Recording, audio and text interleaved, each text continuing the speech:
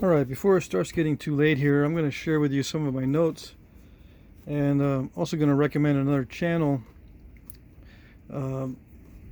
Let's see, first thing, if you watch my last video on 0.25 speed, if you go to the settings, you can adjust the video speed. If you slow it down during the throws, you can see my form better and the path and the flight pattern of the atlatl dart better if you slow it down, and then go to normal speed during the parts where I'm speaking, and then go back to quarter speed to see the flight of the atlatl darts. That's what I just did, and it works pretty good. The other channel I recommend is AR Atlatl, and it has excellent slow motion videos on the flights of the darts and how they're launched.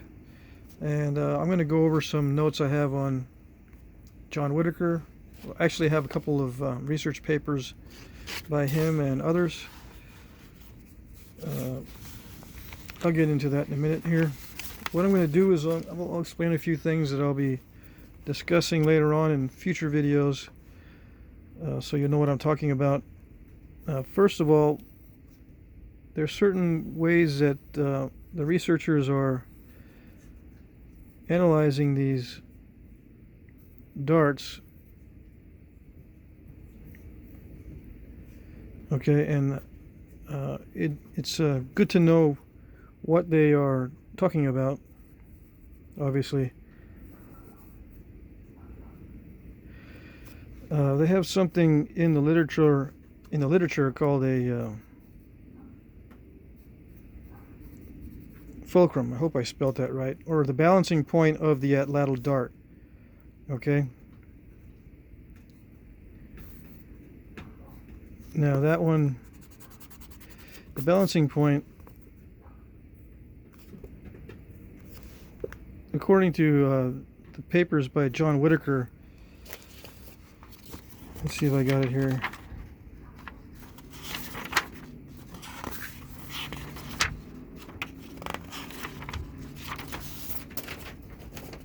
Yeah, here it is. The balance point is 35 to 40% of the length. Okay, so this here, 35 to 40%. So it's going to be weight forward, okay, on these darts. And I'm going to consider that a standard. Now my darts, I didn't even look at this beforehand, and I came pretty close. My darts are 41%, 43%, and 33%. Now this is for the shortest dart. I'm a little bit too front heavy, and on the other darts I'm not front heavy enough, but just barely. If I was 40%, I'd meet this standard here. Okay. Now when you've got the dart and the atlatl together,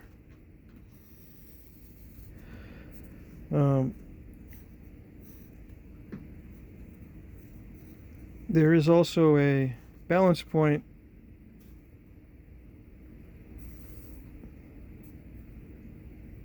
for this system too. You know, if you were to attach everything together, there's the finger loops, and then you have that little weight of some sort. If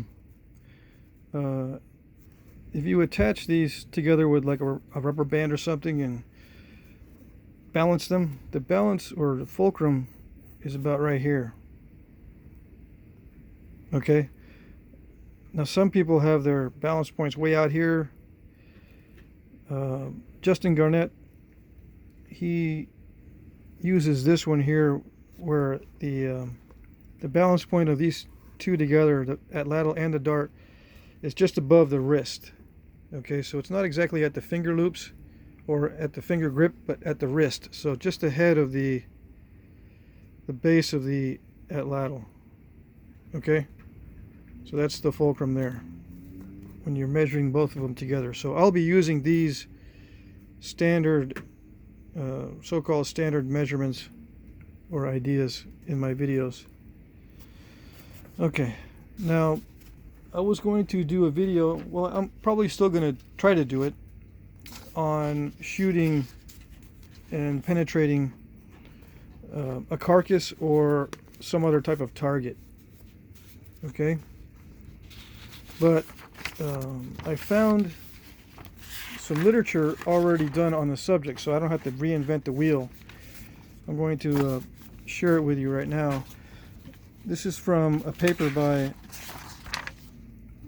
John Whitaker and others, published on April 2017. All right. It shows there's a table here on penetration and lateral dart weights and all that for a test they did on a hog here, shooting darts at, I think it was 15 meters. Okay. And here's John Whitaker with a radar gun. I think that's him. Or he might be here. Anyway, they tracked the speed with two different methods, with the camera, a high-speed camera, and a radar gun. Okay, to track the velocity and the penetration in this experiment. Okay, see if I can zoom in. There's a hog on a couple of sawhorses with a board there. Okay, so the results of this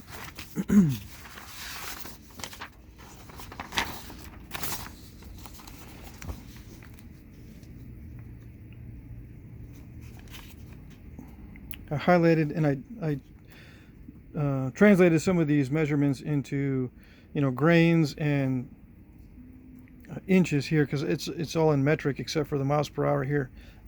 Okay, so I'll just go over it little by little here. The grains on the total at lateral weight, 1367 here for these light willow basket maker darts. The willow is the shaft material. They used some sort of willow from the desert for the shafts and not cane or reed. Okay, they used willow, and their basket maker darts, reproductions using actual dimensions as far as they could determine from real darts. Okay, now I don't have the total length of the darts here, but I got the total mass, 1367 grains. All right, now not all of these have miles per hour measurements. They couldn't get the miles per hour accurately on a lot of these, but some of these they could. This is 49.3 miles an hour, and the penetration was 5.51 inches. Okay, and there's point max width. This is about an inch. It's in millimeters. Max thickness and so forth. I think these are all stone points here. Anyway, you can see, if you do a screenshot, you can see the different penetration values. They're not very high, or these are not penetrating very deep for these darts here, the ones that don't weigh very much. And as you increase the weight and miles per hour, you start to increase the penetration, which is, obvious. It's intuitive. There was one here that achieved some good penetration. Miles per hour not there, unfortunately. But 7 inches is about the most you can get with these lightweight basket maker darts on a hog. Okay, and that includes penetrating ribs and scapula on occasions. Okay, so the shallowest penetration was 1.81 inches. The deepest was 7.10. And this is the type of dart I'm going to be making in my videos.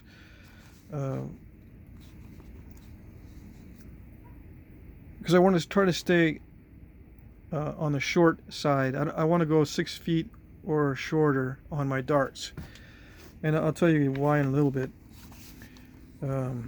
Okay, so these are cane darts here. These are getting heavier. 2,053 grains, 51 miles an hour, 8.27 inch penetration, and on up the chart here to the heaviest dart was 3472. That's over 3,000 grains, 51 miles an hour, 11.81 inches. There's a few in here that went deeper, I think, here. Like this one, 12.6 inches. Now, I'm not sure if any of these are pass-throughs, 10 inches. I'm sure the hog is going to be wider than 12 inches. So there may not be any pass-throughs on this chart, but this gives you an idea.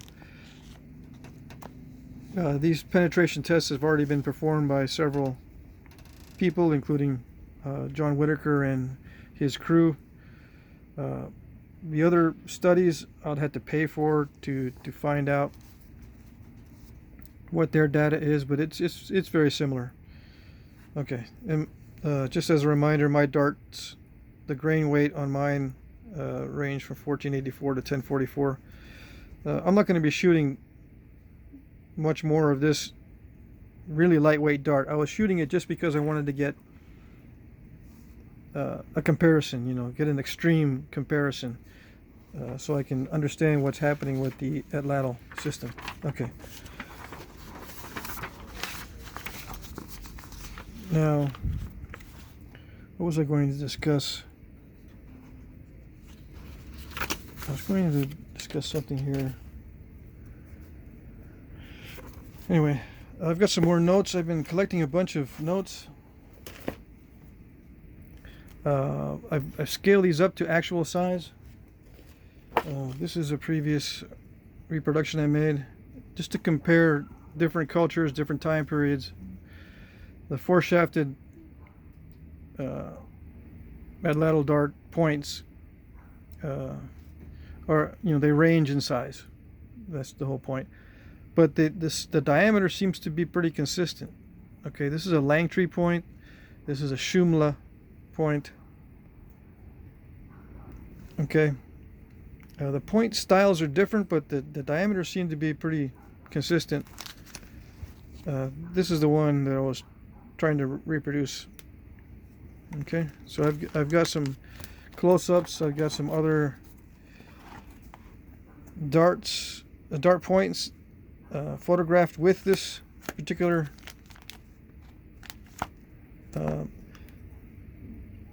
dart. It came with others, you know. This was not found by itself. There's a bunch of others in a cache, sort of, you know, like this. I think, let's see.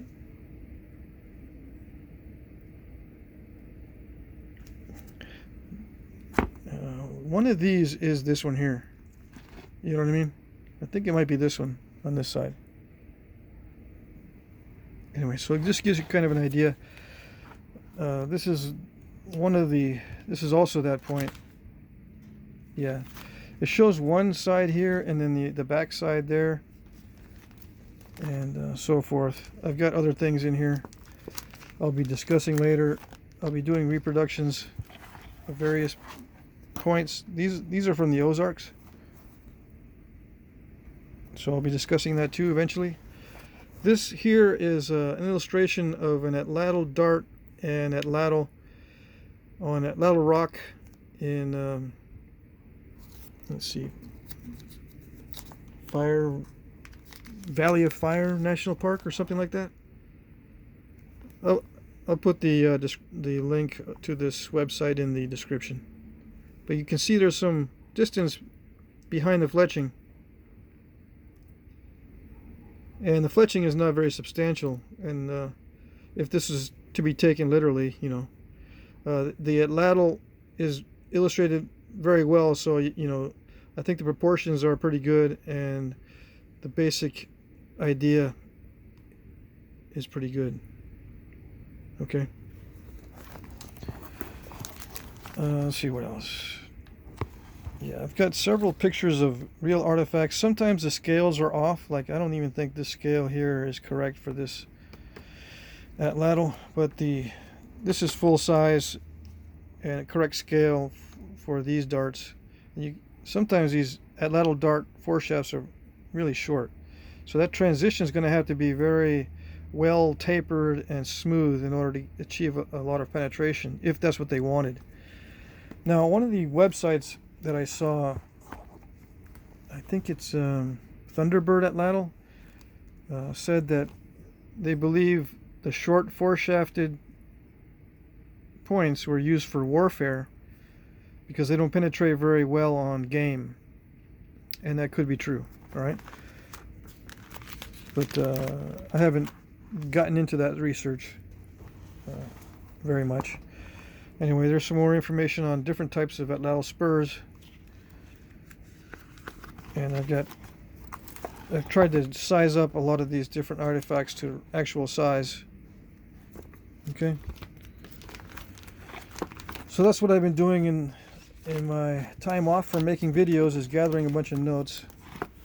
Okay, now let's see if I forgot anything here. Yeah, there's a couple notes in here that are pretty interesting. Arrows shot from a bow at about 40 to 50 pounds. The speeds are 90 to 100 miles an hour. Okay, and darts are about half that, 45 to 50 miles an hour, up to 65 miles an hour for a very strong thrower. Okay, so I thought that was interesting. I might invest in this software here. It's called Tracker. It can be used to track the speed of objects in a video by comparing the frames per second against a scale that's in the video. Like if you put something of known distance behind in the backdrop and shoot the atlatl dart across that known distance, it can track and calculate the speed of the atlatl dart.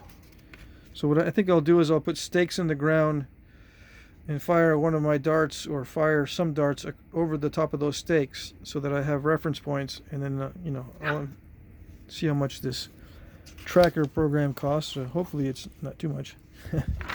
All right. Yeah, so I just have notes basically on miles per hour. White dog cave reproduction achieved a speed of 45 to 50 miles an hour on average throws, and up to 67 miles an hour. Okay. I think this is in Nevada. Yeah. So it's Great Basin, I think. The Southwest Basket Maker 2, 45 to 55 miles an hour for the reproductions on average. 25 to 35 pound self bow in comparison during this test was about 80 miles an hour for the arrow on a very lightweight bow. Okay. So I thought that was interesting.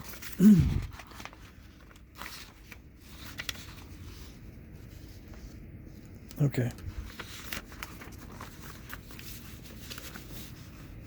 So there was something I was going to mention, and I said I'll mention it later, and I forgot. I'll just put the answer to that in the description once I review the video.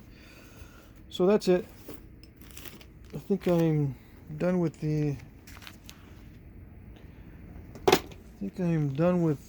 shooting for now, and I'm going to concentrate